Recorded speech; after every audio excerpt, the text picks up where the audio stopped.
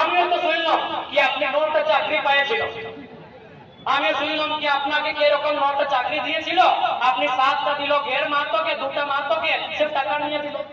আমিও শুনলাম।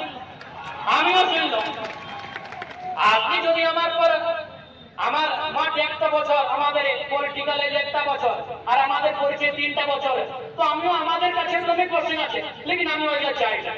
সমাজের জন্য তো আপনি কাজ করছেন, ভালো করে করো, আর সমাজের জন্য এইটাই কি দরকার আছে এই পলিটিক্যাল পার্টির সঙ্গে গঠবন্ধন করবার কি দরকার আছে? সমাজের মানুষ সমাজের কাজ করো, পলিটিক্যাল মানুষের সঙ্গে গঠবন্ধন নাই। ওদের ইশারা যদি কাজ করবে কেমনি হবে?